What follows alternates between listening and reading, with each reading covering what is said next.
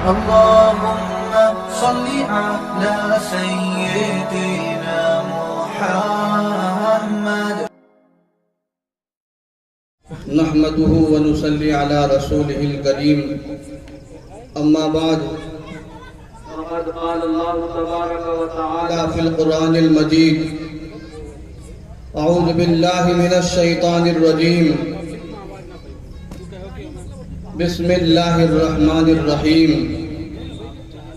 فاقرؤوا ما تيسر من القرآن. صدق اللہ العظیم.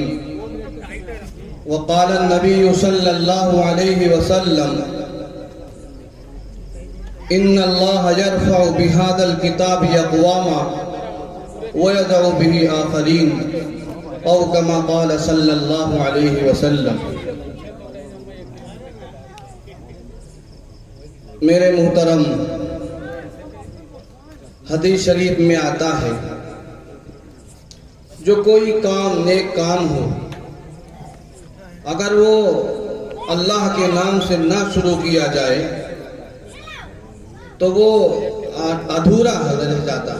بھلے وہ نیک کام ہو، اگر وہ اللہ کے نام سے نہ شروع کیا جائے تو وہ ادھورا رہ جاتا ہے. جو اس میں برکت ہوتی ہے وہ برکت نہیں ملتی ہے. تو میرے محترم، اب زیادہ تاخیر نہ کرتے ہوئے میں تلاوت کلام اللہ سے اس محفل کا آغاز کرنا چاہتا ہوں. میں تلاوت قرآن کے لیے قاری وسیم صاحب کو دعوت دیتا ہوں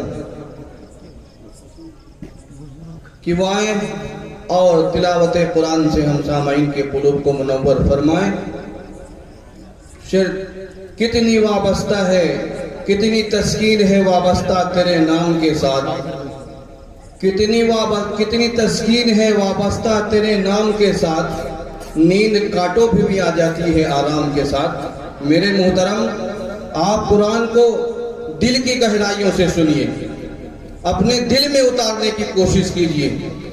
میرے محترم، آپ نے سنا ہوگا، کتابوں میں بھی پڑھا ہوگا اور ہمارے علماء کرام سے بھی سنا ہوگا کہ دنیا ہی کی بات لے لیجئے. شاہ عطا اللہ بخاری رحمت اللہ علیہ جب قرآن کی تلاوت کرتے تھے تو چکا جام ہو جاتا تھا، پرندے رک جاتے تھے، کیونکہ ان قرآن کے اندر اتنی مٹھاس ہے، اتنی چاشنی ہے. اس کو جتنے ہی بہت بہتر انداز سے سنیں گے، جتنے ہی اپنے دل میں اتارنے کی کوشش کریں گے، اللہ تعالیٰ اس طرح ہی مٹھاس پیدا کرتا رہے گا. میرے محترم، یہ دنیا کی بات ہے.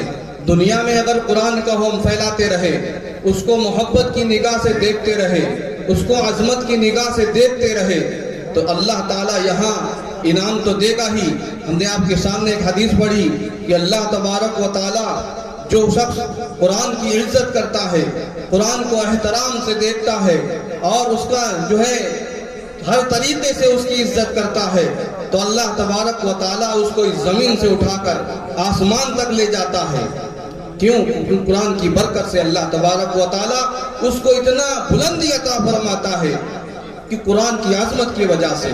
اور جو شخص قال ربی لما حشرتنی اعمیٰ وقد كنت بصیرا قال كذلك اتتك آیاتنا فنسیتها وكذلك اليوم تنسى. جو شخص قرآن کو عظمت کی نگاہ سے نہیں دیکھتا ہے، اس کی تلاوت نہیں کرتا ہے، اس کو جو ہے محبت کی نظر سے نہیں دیکھتا ہے تو اللہ تبارک و تعالیٰ قرآن میں فرماتا ہے کہ دیکھو، اگر تم نے میرے قرآن سے روگردانی کی اور اسے پشت ڈال دیا، اس کو طاقوں میں سجا دیا، کبھی پڑھنے کی توفیق نہ ہوئی تو سن لو، دنیا میں تو تم دیکھ رہے ہو، لیکن یہاں سے جانے کے بعد جب میرے سامنے تمہاری حاضری ہوگی، کل قیامت کے دن جب تم میرے سامنے ہوگے، میرے روبرو ہوگے تو تم اندھے اٹھائے جاؤ گے. تو اس لیے میرے محترم، قرآن وَإِذَا قُرِئَ الْقُرْآنُ فَاسْتَمِعُوا لَهُ وَأَنصِتُوا لَعَلَّكُمْ تُرْحَمُونَ. کہ جب قرآن کی تلاوت کی جائے تو خوب غور و فکر سے سنا جائے، دل کی گہرائیوں سے سنا جائے، اس کو سمجھا جائے، اس کے بارے میں غور و فکر کیا جائے، کیونکہ ہر مسلمان پر فرض ہے کہ وہ قرآن کو سیکھے، خیرکم، اللہ کے نبی صلی اللہ علیہ وسلم نے فرمایا خیرکم من تعلم القرآن وعلمہ، تم میں اور دنیا میں سب سے بہتر شخص وہ ہے جو قرآن کو سیکھے اور سکھائے۔ کیوں کہا گیا؟ کیونکہ یہ قرآن ایسی مقدس کتاب ہے کہ جس نے جو ہے جب یہ اس کو اتارا گیا تو جو جتنی برائیاں تھیں اللہ کی دنیا سے ختم ہو گئی۔ نبی پاک صلی اللہ علیہ وسلم کے آنے سے پہلے کتنی برائیاں تھیں، لڑکیوں کو زندہ درگور کر دیا جاتا تھا، جو ہے عورتوں کی عزت نہیں کی جاتی تھی، لیکن قرآن کی برکت سے قرآن جب اترا تو اللہ نے عورتوں کا مقام بلند کر دیا۔ قرآن نے ہی بتایا، قرآن ہمیں بتاتا ہے کہ سیدھا راستہ کیا ہے، غلط راستہ کیا ہے۔ زیادہ تاخیر نہ کرتے ہوئے بس میں اپنے قاری صاحب کو دعوت دیتا ہوں کہ وہ آئیں اور تلاوت قرآن سے ہم سامعین کے قلوب کو منور فرمائیں۔ قرآن کی تلاوت سے آغاز ہو محفل کا، اس نور سے پا جائیں ہم راستہ منزل کا۔